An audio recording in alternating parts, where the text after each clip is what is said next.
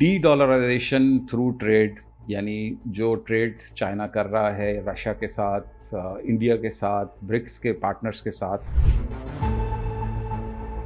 उसमें डॉलर का इस्तेमाल कम से कम और चाइनीज़ या रशियन करेंसी या इंडियन रुपी इनका इस्तेमाल प्रेजेंटली जो भी डील्स हो रही हैं वो इसी बुनियाद पर हैं कि चाइना क्या कंट्रोल कर रहा है, यूनाइटेड स्टेट्स क्या कंट्रोल कर रहा है, और ये दोनों जो डोमिनेंट पावर्स हैं इस वक्त दुनिया की, वो आपस में इसी बुनियाद पे फैसले कर रही हैं। अब अमेरिका जो है एक प्रैग्मेटिक रियल पॉलिटिक की तरफ जा रहा है बनिस्बत रूल बेस्ड ऑर्डर के खिलाफ।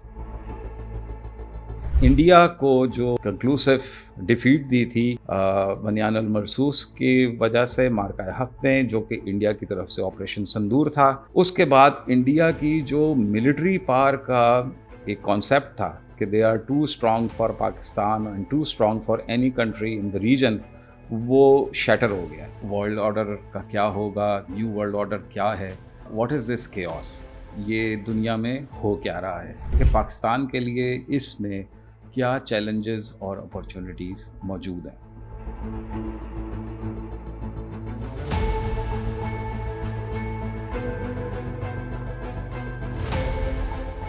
बिस्मिल्लाहिर्रहमानिर्रहीम, अस्सलाम वालेकुम, welcome to वर्ल्डी productions after some gap. आजकल एक डिस्कशन जो है वो बहुत ज़्यादा हो रही है जो कि दुनिया के हालात हैं उससे मुताल्लिक, as usual has not stopped creating ripples almost on daily basis. और इस वक्त जो बातचीत हो रही है वो एक कन्फ्यूजन उसमें ज़्यादा नज़र आती है कि दुनिया में इस वक्त हो क्या रहा है, वर्ल्ड ऑर्डर का क्या होगा, न्यू वर्ल्ड ऑर्डर क्या है। और इस डिस्कशन में जो मैंने चीज़ देखी वो ये कि इवेंट बेस्ड कमेंट्स होते हैं, इवेंट बेस्ड या स्टेटमेंट बेस्ड उसके एनालिसिस होते हैं। और इसकी वजह से मैं जब अपने अहबाब के साथ बैठता हूँ तो मुझे उस गुफ्तगू से अंदाज़ा होता है कि उसमें थोड़ी सी कन्फ्यूजन है। पाकिस्तान में जनरली डिस्पॉन्डेंसी है, लोग डिप्रेस्ड हैं, और उस कन्फ्यूजन की वजह से उस डिप्रेशन में इजाफ़ा हो जाता है। तो हमने इस दफ़ा कोशिश की है कि हम एक रिसर्च करें और उस रिसर्च के एंड पे जो हमारे कंक्लूजन्स हैं वो आपके साथ शेयर करें। तो हमारा टॉपिक जो है वो ये है कि understanding the chaos and will Pakistan survive these global shocks और नॉट। यहाँ पर हमने 3 क्वेश्चंस अपने सामने रखे। सबसे पहली चीज़ ये कि व्हाट इज़ दिस केओस, ये दुनिया में हो क्या रहा है। दूसरा, व्हाई इज़ इट हैपनिंग, ये क्यों हो रहा है और क्या ये एक सरप्राइज़ है। और तीसरा क्वेश्चन ये है कि पाकिस्तान के लिए इसमें क्या चैलेंजेस और अपॉर्चुनिटीज़ मौजूद हैं। सो सबसे पहले हम बात करते हैं कि व्हाट इज़ दिस केओस। सबसे पहले आ जाता है यूनाइटेड स्टेट्स ऑफ अमेरिका।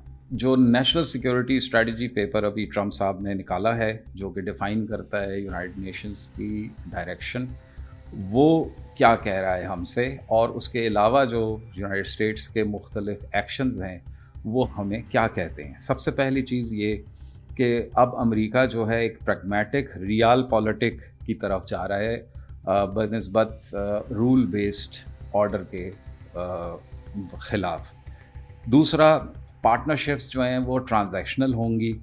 तीसरा कि चाहे वो दोस्त हैं, एलाइज़ हैं या एडवर्सरीज़ हैं, उन दोनों के जो पेनलाइजेशन का कॉन्सेप्ट ट्रम्प एडमिनिस्ट्रेशन ने दिया है वो सिमिलर है।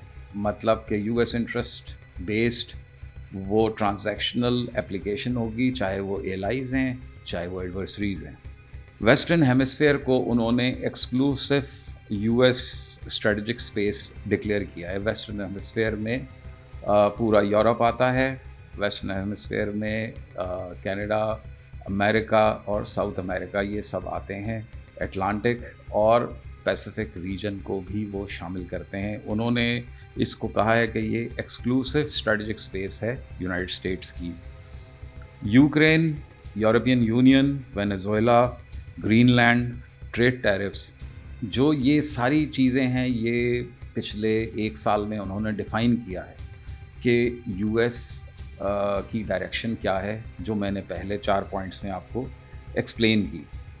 چائنا کو انہوں نے سینٹرل اسٹریٹجک کمپٹیٹر ڈکلیئر کیا ہے ان رائٹنگ، اور چائنا کے ساتھ جو لب لباب ہے کمپٹیشن کا وہ یہ ہے کہ چائنا کی جو اکنامک پاور ہے اور وہ اکنامک اور ٹریڈ ڈیلز کر کے جس طرح اپنی ایکسپینشن کر رہا ہے دنیا میں، اس کا مقابلہ کرنے کے لیے یونائٹڈ اسٹیٹس جو ہے وہ ریسورسز کے کنٹرول پہ جائے گا، اور خاص کر کے وہ ریسورسز جن کی بہت زیادہ ضرورت ہے چائنا کو. اور چائنا کے ساتھ جو فیوچر میں اور اس وقت پریزنٹلی جو بھی ڈیلز ہو رہی ہیں وہ اسی بنیاد پر ہیں کہ چائنا کیا کنٹرول کر رہا ہے، یونائٹڈ اسٹیٹس کیا کنٹرول کر رہا ہے، اور یہ دونوں جو ڈومیننٹ پاورز ہیں اس وقت دنیا کی وہ آپس میں اسی بنیاد پہ فیصلے کر رہی ہیں. امریکہ کے بعد جو اگلی بڑی اینٹی ہے وہ ہے چائنا.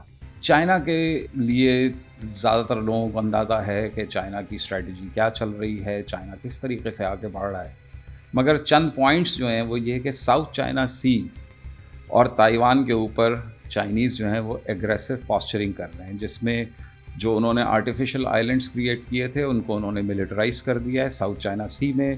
وہ یہاں تک جا رہے ہیں کہ جو U S inclined regional countries ہیں ان کے ویسلس کی فری موومنٹ کو وہ چیک کر رہے ہیں militarily with in South China Sea. اچھا، ساؤتھ چائنا سی کے بارے میں ایک ایکسپلینیشن یہ دے دوں کہ امریکنز اس کو ویسٹرن پیسیفک کہتے ہیں اور چائنیز اس کو ساؤتھ چائنا سی کہتے ہیں. تائیوان کی انٹیمیڈیشن جو ہے وہ بھی بڑھ گئی ہے، اور ریگولرلی ایئر اور سی میں چائنیز ایکسرسائزز کر رہے ہیں to threaten Taiwanese and give away their preparedness to launch a military adventure for regaining or recapture of Taiwan. اس کے ساتھ ساتھ ٹریڈ میں جو سب سے یا ادر دین ساؤتھ چائنا سی جو چائنا کی پالیسی ہے، اس کے بعد جو سب سے پرومیننٹ ہے وہ برکس ہے. برکس کو ایک آلٹرنیٹ سسٹم کے طور پہ سامنے چائنا لے کر آ رہا ہے، اور چائنا کے ساتھ جو ایلائز ہیں برکس کے یا اس کے پارٹنرز کہیں گے برکس کے، وہ ایک آلٹرنیٹ ویسٹرن آرڈر کے خلاف اس کو کھڑا کر رہا ہے، جس میں AIIB جو کہ ڈیولپمنٹ بینک ہے، جو کہ IMF اور ورلڈ بینک کو ریپلیس کرنے یا اس کا آلٹرنیٹ کے طور پہ سامنے آ رہا ہے. CIPS جو کہ چائنیز اور برکس کے کنٹریز نے بنایا ہے ایک فائنینشیل ٹول جو کہ سوئفٹ کا آلٹرنیٹ بن رہا ہے. ڈی ڈالرائزیشن تھرو ٹریڈ، یعنی جو ٹریڈ چائنا کر رہا ہے رشیا کے ساتھ، انڈیا کے ساتھ، برکس کے پارٹنرز کے ساتھ، اس میں ڈالر کا استعمال کم سے کم، اور چائنیز یا رشین کرنسی یا انڈین روپی ان کا استعمال. یہ ایک ایسا سبجیکٹ ہے جس میں ابھی تک بہت زیادہ کلیئرٹی نہیں ہے کیونکہ یہ زیادہ کامیاب ابھی تک نہیں ہوا ہے. مگر یہ آلٹرنیٹ جو ہے جس کے اوپر چند سال پہلے یا تقریباً 10 سال پہلے امریکہ بہت ایگریسولی ریئیکٹ کرتا تھا، یہ چیز اب ہو گئی ہے اور اس میں بتدریج اضافہ ہوگا. مگر دنیا نے یہ دیکھنا ہے کہ آلٹرنیٹ ٹو ڈالر یہ کیسے ممکن ہوگا، ابھی تک اس بارے میں اتنی کلیئرٹی نہیں ہے. چائنا کے بعد آتے ہیں ہم رشیا کے اوپر. رشیا جو ہے وہ یوکرین میں پھنسا ہوا ہے، کوئی کلیئر وکٹری نہیں ہے، وار آف ایٹریشن جاری ہے. جو بیٹل لائنز ہیں وہ بہت کم آگے پیچھے ہو رہی ہیں، زیادہ تر وہی ہے جو 20% یوکرین کا علاقہ رشیا نے کیپچر کیا ہوا ہے. وہاں پر وار آف ایٹریشن ہے، ایک دوسرے کے اوپر air strikes, missile strikes, drone strikes, artillery, اس کا استعمال ہو رہا ہے. اور اس جنگ کے نتیجے میں اس وقت رشیا جو ہے وہ یورپ کے سامنے اور نیٹو کے سامنے ایک ایڈورسری کے طور پہ کھڑا ہو گیا ہے. رشیا کا اپنا پوائنٹ آف ویو ہے اور یورپینز کا اپنا پوائنٹ آف ویو ہے. اس میں سب سے انٹرسٹنگ بات یہ ہے کہ ٹرمپ نے پریزیڈنسی سنبھالنے کے بعد امریکہ کو اس میں سے تقریباً نکال لیا ہے، اور اس نے یہ ذمہ داری یورپینز اور رشینز پہ چھوڑی ہے کہ وہ کیسے ایک سیٹلمنٹ کی طرف جاتے ہیں، کن فیکٹرز کی بنیاد پہ فیصلہ کرتے ہیں. بیکاز امریکنز نے ایک طرح سے ہاتھ اٹھا لیا ہے یوکرین وار کے سر پہ سے. رشیا کا جو دوسرا بڑا پرابلم ہے وہ اس کی فائنینشیل اور اکنامک ڈیفیکلٹیز ہیں because of the sanctions. Russia کا $300 بلین جو ہے وہ یورپ نے فریز کیا ہوا ہے, اور رشیا جو ہے اس کو تھوڑا سا اس میں ان ڈیفیکلٹیز میں جو اسکیپ مل رہا ہے, وہ جو اس کی آئل اور انرجی ٹریڈ ہے ود چائنا اینڈ انڈیا, وہ کس حد تک آگے چلے گی, کس طرح چلے گی. اور اس میں ایک جو خصوصی چیز ہے وہ یہ کہ رشیا جو ہے وہ مارکیٹ پرائسز سے لوور آئل کی ڈیلز کر رہا ہے چائنا اور انڈیا کے ساتھ. اس سے رشین اکانومی سروائیو تو کر رہی ہے مگر بڑی مشکل سے کر رہی ہے, اور یوکرین وار کو جو اس نے فائنینس کرنا ہے وہ اس کے لیے پرابلمس بڑھ رہی ہیں. تو جہاں یورپینس کے لیے پرابلمس ہیں یوکرین کی وجہ سے, اسی طریقے سے رشیا کے ساتھ بھی یہ معاملات ہیں. مڈل ایسٹ کی طرف اگر ہم آئیں تو مڈل ایسٹ میں غازہ ایک ایسا ایشو ہے کہ جس نے لبرل ورلڈ آرڈر کو ایکسپوز کر دیا تھا اور آج تک ایکسپوز کر رہا ہے. غازہ جو ہے گائے بگائے ہیڈ لائنز پر آتا ہے, اور مگر غازہ کے بارے میں جو یونائٹڈ نیشنز میں بھی ریزولوشن پاس ہوا کہ غازہ پہ انٹرنیشنل اسٹیبلائزیشن فورس آئے گی, پیس آئے گا, ڈیولپمنٹ ہوگی, وہ ابھی تک الفاظ ہی ہیں, اس پہ کوئی ایکشن آگے بڑھا نہیں ہے.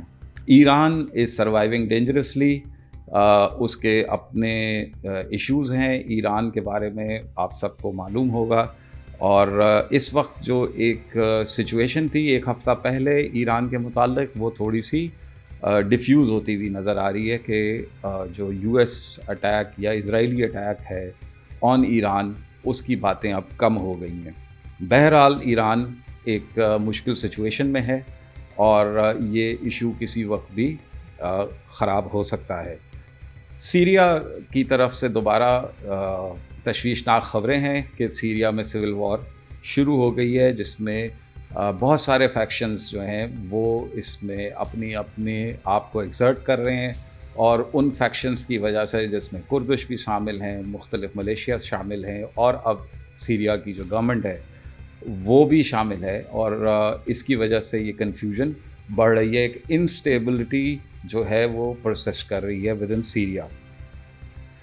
مڈل ایسٹ میں جو ایک بڑی اہم خبر ہے جس کے بارے میں پاکستانی بہت محتاط طریقے سے بات کرتے ہیں کیونکہ دونوں سائڈوں پہ پاکستان کے دوست ہیں, ایک سعودی عربیہ اور ایک یونائٹڈ عرب ایمریٹس.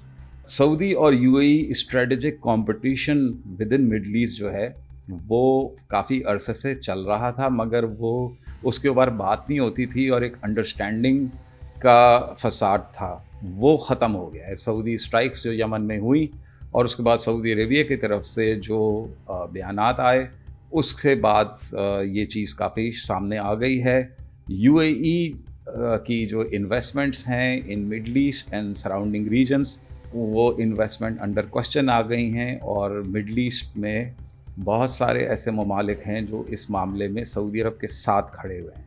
پاکستان نے اس کے اوپر بہت اسٹرانگ سٹانس ابھی تک نہیں لیا ہے, مگر بہرحال پاکستان بھی سعودی کیمپ میں نظر آ رہا ہے.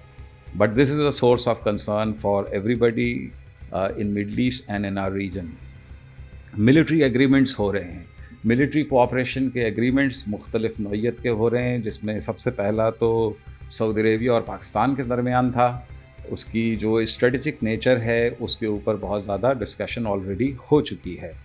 حال ہی میں جو خبر آئی ہے وہ یو اے ای اور انڈیا کا ملٹری اور ٹریڈ ایک پارٹنرشپ ایگریمنٹ ہے.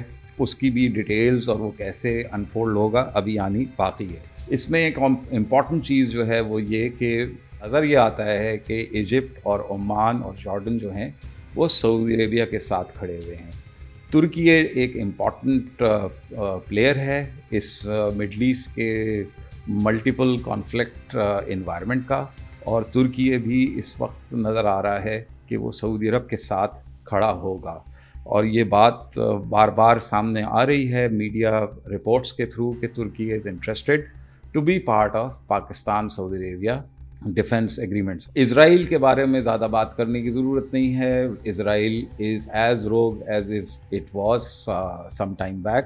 اور اسرائیل کے لیے جو امپورٹنٹ چیز ہے وہ یہ کہ مڈل ایسٹ کے اندر ملٹیپل انسٹیبلٹیز رہیں، ایک ایسا کیوس رہے جس کی وجہ سے جو عرب اسٹیٹس ہیں وہ ایک یونائٹڈ فرنٹ اسرائیل کو نہ دے سکیں۔ یورپ پہ چھوٹی سی بات کرتے ہیں کہ یورپ کا جو چیلنج ہے وہ اس کی اسٹریٹجک چوائسیز ہیں۔ جب سے اس کو ٹرمپ نے ڈیورس کیا ہے یورپ کو، یورپین کنٹریز جو ہیں ان کے اندر آپس میں ایگریمنٹس بھی ہیں اور ڈفرینسز بھی ہیں، اور یہ ڈائیورجنسز جو ہیں ان کی ملٹیپل ریزن ہے۔ تو یورپینز جو ہیں وہ اب تقریباً 75-80 سال کے بعد دوبارہ سے اپنے آپ کو گیدر کر رہے ہیں ایز ریجن ود پاور، اور سب سے پہلے ان کے سامنے جو ہے وہ خطرات جو ہیں وہ رشیا کی طرف سے ہیں۔ وہ اس کے اوپر ایسا فیصلہ چاہتے ہیں جس سے یورپ کی جو اسٹرینتھس ہیں وہ اسٹیبلش ہوں، کیونکہ انہوں نے یونائٹڈ اسٹیٹس کو بھی دکھانا ہے کہ ہم تمہارے بغیر سروائیو بھی کر سکتے ہیں اور جیت بھی سکتے ہیں۔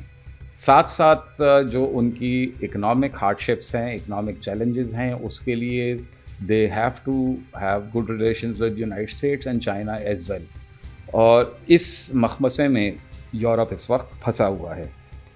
انڈیا کی اگر بات کریں تو انڈیا کی جو سافٹ پاور ہے وہ انہوں نے اچھی چلائی پچھلے 20-25 سال۔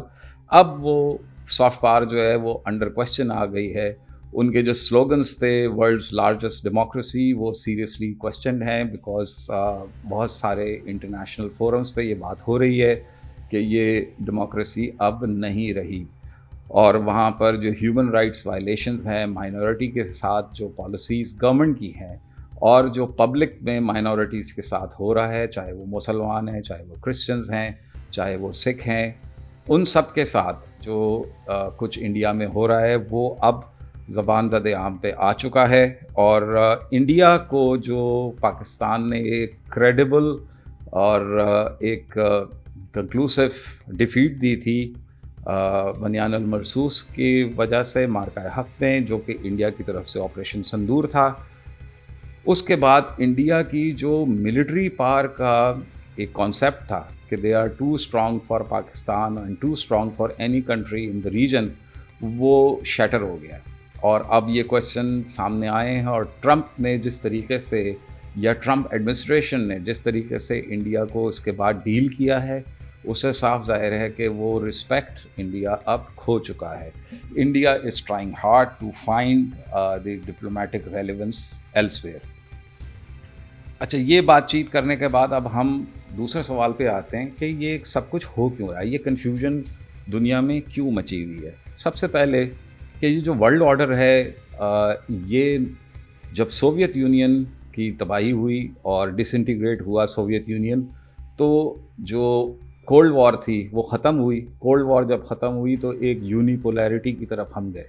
تو یونائٹڈ اسٹیٹس جو تھا وہ اتنا اسٹرانگ اس وقت اس کے بعد نکلا کہ اس کو کوئی کمپٹیشن نہیں تھا اس کا، اور اس کو کوئی چیک کرنے والا نہیں تھا، ایون دی یونائٹڈ نیشنز۔ اور تقریباً 10 سال کے بعد جب 9/11 ہوا، تو 9/11 کے بعد جس طریقے سے یونائٹڈ اسٹیٹس نے دنیا کو اسٹیئر کیا اپنے لحاظ سے، اور دنیا اسٹیئر ہوئی، دنیا کنورجنسز پہ آئی یونائٹڈ اسٹیٹس کے ساتھ، اور پھر مختلف جنگیں شروع ہوئیں، افغانستان کی ہوئی، عراق کی ہوئی، اس کے بعد لیبیا، سیریا میں سول وار ہوئی، عرب سپرنگ ہوا مڈل ایسٹ میں۔ یہ وہ ساری چیزیں تھیں کہ جس سے یونائٹڈ اسٹیٹس کی جو ایک سول سپر پاور کی حیثیت تھی وہ سامنے آئی، اور لوگوں نے، پوری دنیا نے اس کو ایکسیپٹ کیا۔ سو جو ورلڈ آرڈر تھا، liberal world order western allies کا، جس کو کہتے تھے کہ رول بیسڈ ہے، وہ رول بیسڈ ورلڈ آرڈر کی ڈیتھ کا یا اس کی موت کا جو آغاز تھا وہ 9/11 کے بعد ہو گیا تھا۔ یہ جو وار ہوئی، گلوبل وار آن ٹیرر، اور پھر یونائٹڈ اسٹیٹس نے جس طریقے سے دنیا میں مختلف جگہوں پر اپنے آپ کو پھیلایا، کانفلکٹس میں، رجیم چینجز میں، اس کا جو اثر تھا وہ یو ایس اکانومی پہ آیا۔ اسی دوران چائنا رائز کر رہا تھا۔ چائنا کی رائز پہلے شروع ہو گئی تھی 80-90 کی دہائی میں، مگر چائنا کو یہاں پر اسپیس نظر آئی. چائنا بہت اسپیڈ سے اپنے ٹریڈ ریلیشنز کی بنیاد پر اور انویسٹمنٹس کی بنیاد پر دنیا میں پھیلنا شروع ہوا, جس میں ایک جو سمٹم ہمیں نظر آیا وہ یہ تھا کہ یونائٹڈ اسٹیٹس کی جو مینوفیکچرنگ تھی وہ چائنا میں شفٹ ہوئی. کچھ انڈیا میں بھی گئی, مگر بیسیکلی جو میجورٹی تھی مینوفیکچرنگ وہ چائنا میں گئی. چائنیز نے اس پیریڈ کو جو تقریباً 10 سے 20 سال تک محیط تھا اس کو بڑا استعمال کیا, جس سے یونائٹڈ اسٹیٹس میں بہت سارے پرابلمس کھڑے ہوئے. امپلائمنٹ کا ایشو یونائٹڈ اسٹیٹس کے الیکشنز میں ہمیں 2005 کے بعد سے بہت سگنیفیکنٹلی نظر آتا ہے, اور یہی وجوہات تھیں کہ تمام لوگوں کے جو کیلکولیشنز تھیں, اوپینینز تھے, اس کے برخلاف ٹرمپ فرسٹ ٹرم میں جیتا اور اس کے بعد اب وہ سیکنڈ ٹرم بھی جیتا. تو یہ ایک ہنی مون جو تھا یونائٹڈ اسٹیٹس کا with sole super power status, اس سے یونائٹڈ اسٹیٹس کی جو اپنی اکانومی تھی اس کو بہت زیادہ نقصان پہنچا. دے پیڈ ڈیئرلی. برکس اور یورپین یونین جو ہے انہوں نے بھی یونائٹڈ اسٹیٹس کو چیلنج پوز کیا, بیکاز جو یو ایس کی جو ایک سپر پاور اسٹیٹس کی وجہ سے پالیسیز تھیں, انٹرنیشنل فائنینشیل سسٹم جس پہ آئی ایم ایف اور ورلڈ بینک بیسڈ ہیں, اس کا استعمال کرتے ہوئے انہوں نے دنیا میں سینکشنز لگائیں, اس میں انہوں نے کوئرس کیا, اور ملٹری کانفلکٹس کی وجہ سے جو انہوں نے انسٹیبلٹیز کریٹ کی. تو یورپین یونین اور جو برکس ہے, برکس جو بیسیکلی گلوبل ساؤتھ کے ممالک ہیں, انہوں نے ایک طریقے کا چیلنج پوز کرنا شروع کر دیا. اور پھر اس کے بعد آیا ٹرمپ کی سیکنڈ ٹرم میں ماگا, میک امریکہ گریٹ اگین. اب میک امریکہ گریٹ اگین جو ہے اس کی پالیسیز ہم پہلے بات کر چکے ہیں, اور آپ سب زیادہ تر کو اس بارے میں معلوم ہے کہ وہاں پر جو ٹرانزیکشنل وہ اورینٹیشن آ گئی ہے یو ایس فارن پالیسی کی, کہ جو بھی آپ جس بھی ریجن سے تعلق رکھتے ہوں, پہلے آپ امریکن بلاک میں تھے کہ نہیں تھے, آپ الائز تھے کہ ایڈورسریز تھے, جو بھی آپ کا اسٹیٹس ہے, اگر یو ایس انٹرسٹ سرو ہو رہا ہے تو every thing is good. United states will not bother about what kind of democracy you have, what is your record of human rights. یہ ساری چیزیں پیچھے رہ جائیں گی. تو یہ جو ایک ٹرانزیکشنل اسٹیٹس ہے وہ سامنے آئے گا, اور اسی کی بنیاد پہ یونائٹڈ اسٹیٹس مختلف ممالک کے ساتھ اپنے ریلیشن شپ رکھے گا. جو کچھ یونائٹڈ اسٹیٹس نے کینیڈا کے ساتھ کیا ہے, میکسیکو کے ساتھ کیا ہے, یورپ کے مختلف ممالک کے ساتھ کیا ہے, جو اس کے ایلائز ہیں ود ان مڈل ایسٹ ان کے ساتھ کیا, جو انڈیا کے ساتھ یونائٹڈ اسٹیٹس نے کیا ہے, یہ تمام چیزیں جو ہیں وہ ہمیں کلیریفائی کرتی ہیں کہ کس طریقے کا transactional relationship United States under Trump administration چاہتا ہے. ابھی جو آخری امپورٹنٹ چیز یہاں پر آتی ہے وہ یہ کہ رول بیسڈ آرڈر جو ہے اس کی ڈیتھ تو شروع ہو گئی تھی سوویت یونین کی ڈیمائز کے بعد اور فردر 9/11 کے بعد, مگر جو ویسٹرنرز کی سائلنس تھی اوور غازہ, اس نے وہ جو مورالٹی کا فساد تھا, جو رولز کا فساد تھا, وہ دنیا میں گرا دیا, اور وہ جو ایک اسکرین کریٹ کی ہوئی تھی گلوبل نارتھ نے وہ ختم ہو گئی. اس کو ابھی چند سال ہی ہوئے ہیں, ان چند سالوں کے اندر وہی پرابلم ابھی وہی یورپین پاورز جو ہیں وہ فیس کر رہی ہیں. تو اس میں ہمارا جو لاسٹ کنکلوژن ہے وہ یہ کہ اگر آپ اس کو زوم آؤٹ کر کے ایک بگر پکچر, لارجر پکچر دیکھیں پچھلے 25 سال کی, تو آپ کو اندازہ ہوگا کہ یہ کوئی بھی شاک یا سرپرائز نہیں ہے. اگر اس میں کوئی شاک یا سرپرائز ہے تو وہ شاید اس وجہ سے ہے کہ وہ اس کی لارجر ویو نہیں لے رہا. یہ گلوبل نارتھ کے ساتھ ہونا تھا, اور یونائٹڈ اسٹیٹس کے پاس بھی کوئی اور چارہ نہیں تھا. Now coming to the challenges and opportunities for Pakistan.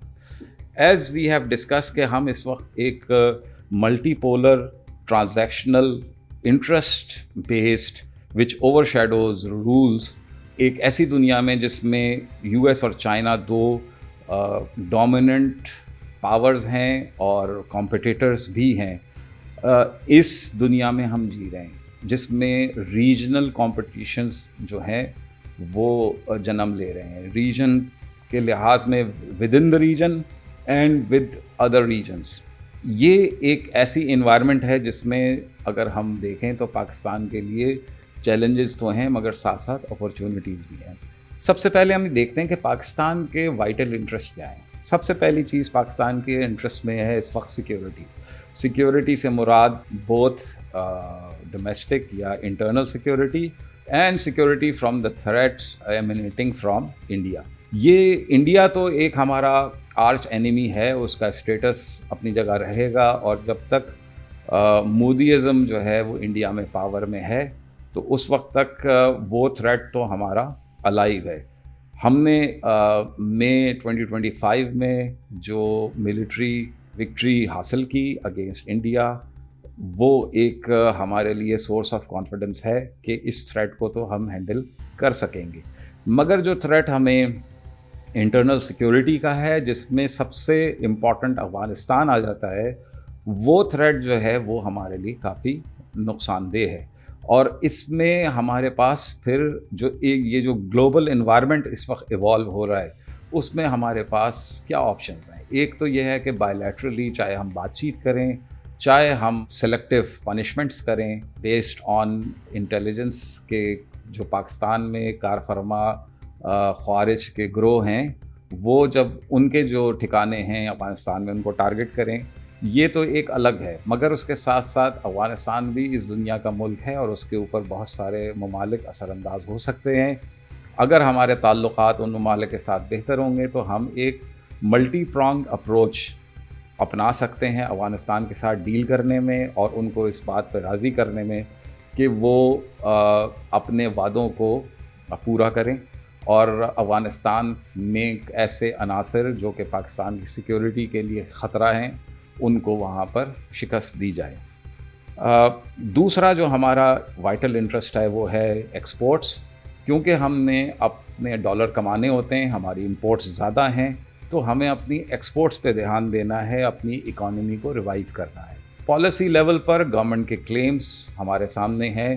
In claims میں جو کچھ فگر ورک دیا جاتا ہے اس کے اوپر زیادہ اعتماد پاکستان کے اکنامک اینالسٹ کو نہیں ہے, فائنینشیل اینالسٹ جو ہیں ان کو نہیں ہے. گورنمنٹ کی جو پالیسی ہے اسپیشلی ٹیکس رجیم کے لحاظ سے اس کے اوپر بہت زیادہ نقطہ چینی ہے, بہت زیادہ کوسچن مارکس ہیں. مگر پاکستان کی گورنمنٹ کا ایک چیلنج IMF کو ہینڈل کرنا بھی ہے, اور کہا یہ جا رہا ہے کہ IMF کا ریزن جو ہے وہ گورنمنٹ اپنی انکمپیٹنس یا انکنسسٹنٹ انسینسٹیو پالیسیز کو چھپانے کے لیے بھی کرتے ہیں. شاید IMF اتنا ذمہ دار نہیں ہے جتنا کہ گورنمنٹ بتانا چاہتی ہے کہ ہم مجبور ہیں, ہمیں یہ سب کچھ کرنا پڑے گا. خیر, یہ جو ریوائول آف اکانومی ہے, اس کے ساتھ ساتھ جو ہمارا وائٹل انٹرسٹ ہے وہ ہے ہماری ڈومیسٹک پالیسی اور بزنس فرینڈلی انوائرمنٹ. پاکستان کافی عرصے سے اس معاملے میں ناکام نظر آتا ہے. ہم اپنے ہی انویسٹرز کو جو پاکستانی ہیں, پاکستان میں رہتے ہیں, پاکستان میں ان کا پیسہ ہے, ہم ان کو ہی راضی نہیں کر پا رہے کہ وہ پاکستان میں انویسٹ کریں, رادر دین کہ ہم جو فورن انویسٹرز ہیں ان کو یہ کانفیڈنس دیں کہ وہ آ کے پاکستان میں انویسٹ کریں. یہ 3 وائٹل انٹرسٹ ہیں پاکستان کے. اب اس کے لحاظ سے ہمارے پاس کیا اپرچونیٹیز نظر آ رہی ہیں. سب سے پہلی چیز یہ ہے کہ جو یہ ملٹی لیٹرلزم دنیا میں آ رہا ہے, اس میں پاکستان جیسے ملک کے لیے آسانی ہو جائے گی. پہلے یہ ہوتا تھا کہ آپ جائیں گے کسی ملک میں, مگر وہاں پر امریکن یا انڈین پریشرز کی وجہ سے وہ جو ممالک ہیں وہ پاکستان کے ساتھ ٹریڈ کرنے میں اتنے انٹرسٹڈ نہیں ہوتے تھے. اب یہ ملٹی لیٹرلزم کی وجہ سے ریجنز اور کنٹریز جو ہیں وہ اپنا انٹرسٹ پہلے دیکھیں گے, اور اگر پاکستان ان کے پاس ون ون ڈیل کے ساتھ جاتا ہے تو یقیناً ہمارے لیے ایکسپورٹ کی اپرچونیٹیز اسپیشلی یورپ اور امریکہ میں بڑھیں گی. دوسرا جو ہمیں مارکہ حق کے بعد, کامیابی کے بعد ڈیفنس کیپیبلٹی کے لحاظ سے ایک ریلیونس ملی, اس نے ہمیں ڈپلومیٹک آئسولیشن سے بھی نکالا. ڈپلومیٹک آئسولیشن میں ہم اپنے احباب, دوست احباب ممالک جو کہ عرب اسٹیٹس ہیں, ان میں بھی ہماری ڈپلومیٹک آئسولیشن انڈیا اور اسرائیل کے جوائنٹ وینچر کی وجہ سے ہو چکی تھی، مگر اس کامیابی کے بعد جو کہ مئی 2025 میں پاکستان نے حاصل کی، پاکستان کی وہ ڈپلومیٹک آئسولیشن جو ہے وہ کافی حد تک کم ہوئی ہے، اور پاکستان کے پاس اس وقت اپورچونٹی ہے کہ ڈیفنس ڈیل کے ساتھ ساتھ ٹریڈ ڈیلز بھی کرے، اور اس سے جو اپنی ایکسپورٹس ہے اس کو بھی بڑھائے، اور جو نیو فاؤنڈ کیپیبلٹی ہے، ہماری کیپیسٹی ہے آف ڈیفنس ایکسپورٹس، اس کا بھی استعمال کرے۔ اس کے اوپر آپ کو کافی دفعہ دو قسم کے کمنٹس اسپیشلی سوشل میڈیا پہ نظر آتے ہیں جو کریٹیکل کمنٹس ہیں۔ ایک تو یہ کہ یہ ڈیفنس کیپیبلٹی یا capacity to export technologies, military hardware and training to Arab states and various other countries in the world, یہ آرمی سینٹرک ہے۔ یہ آرمی سینٹرک ہو کہ یہ نہ ہو، مگر اس سے آپ پیسے تو یقیناً کمائیں گے اور اس سے آپ کی ریلیونس بڑھے گی۔ تو یہ اس میں بہت سارا کرٹیسزم جو ہے وہ ناجائز نظر آتا ہے۔ دوسری چیز جو اس میں نظر آ رہی ہے وہ یہ کہ پرسنالٹی سینٹرک ڈپلومیٹک ریلیونس پہ بات ہو رہی ہے کہ پاکستان کی کچھ پرسنالٹیز یا ایک پرسنالٹی ایسی ہے جس کی وجہ سے ٹرمپ اور سعودی عربیہ اور ترکی یا چائنا، یہ لوگ پاکستان کے ساتھ بہتر تعلقات کے خواہاں ہیں۔ اس میں بھی بہت زیادہ حقیقت نہیں ہے۔ اگر اس کو ٹھنڈے دل و دماغ سے دیکھا جائے تو پاکستان کی تاریخ میں جو ریلیونس تھی وہ پرسنالٹیز بیسڈ نہیں تھی، بلکہ دنیا کی جو طاقتیں تھیں ان کے انٹرسٹ کے لحاظ سے تھی، چاہے وہ یونائٹڈ اسٹیٹس ہو، چاہے وہ عرب مونارکس ہوں اسپیشلی سعودی عربیہ اور یو اے ای، چاہے وہ چائنا ہو، ان تمام لوگوں کی، یا وہ ترکی ہو، ان لوگوں کے انٹرسٹ پاکستان کی ریلیونس یا پاکستان کی اس وقت کی کیپیسٹیز کے لحاظ سے تھے۔ پرسنالٹیز آتی رہیں جاتی رہیں، یونائٹڈ اسٹیٹس کے انٹرسٹ جو تھے ان سے اس کا تعلق نہیں تھا، یونائٹڈ اسٹیٹس کے انٹرسٹ کا تعلق جو اس کی پالیسیز تھیں دنیا کے لیے اور اس ریجن کے لیے ان سے تعلق تھا۔ تو یہ بھی ایک ایسا کرٹیسزم ہے جس میں جذبات کی زیادہ عکاسی ہوتی ہے rather than the reality۔ جو امپورٹنٹ چیز آخر میں آتی ہے وہ یہ ہے کہ ہم نے جو $1 ملین کوسچن پاکستان کا پچھلے 10 سالوں سے چل رہا ہے، that how to balance between United States and China، یہ ایک ایسا چیلنج ہے جو کہ شاید اب آسان ہمارے لیے ہو جائے، کیونکہ جو بات چیت سے پتہ چل رہا ہے کہ یونائٹڈ اسٹیٹس اور چائنا بہت سارے موضوعات پر ایک دوسرے سے گفتگو کر رہے ہیں اور ایک انڈرسٹینڈنگ پہ آہستہ آہستہ وہ پہنچ رہے ہیں۔ جس ریجن میں ہم ہیں وہاں پہ چائنیز انفلوئنس جو ہے وہ بڑا نیچرل ہے، اور چائنا کے خلاف انڈیا کو کھڑا کرنے کا جو پروجیکٹ تھا یونائٹڈ اسٹیٹس کا، اسپیشلی ڈیموکریٹس کا، وہ فیل ہو گیا ہے، اور انڈیا کے اندر نہ ہی کیپیسٹی ہے نہ ول ہے to stand in front of China for the westerners. India نے بار بار اس بات کو، انہوں نے فائدے تو سارے اٹھائے، جو اسٹریٹجک پارٹنرشپ تھی یونائٹڈ اسٹیٹس کے ساتھ، یورپ کے ساتھ، مگر ان وعدوں کو جب ان کو پورا کرنے کا وقت آیا تو انڈیا چکنڈ آؤٹ، اور this is the biggest reason why and what Trump is doing with India and prime minister Modi.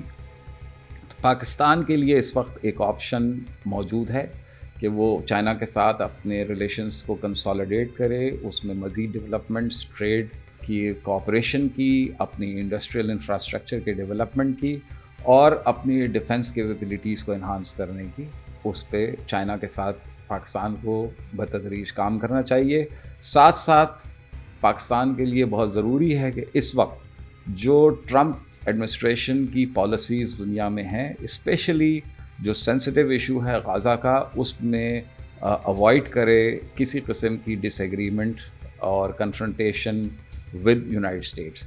وہ کیسے ممکن ہوگا، یہ ایک بڑا مشکل سوال ہے، اور یہی وہ چیلنجز ہیں جو کہ پاکستان کو اگلے چند سالوں میں درپیش ہوں گے۔ آج کے لیے اتنا تجزیہ، اور امید ہے کہ آپ کو ہماری اس ریسرچ کی کنکلوژنز جو ہیں اس سے فائدہ ہوگا۔ Thank you.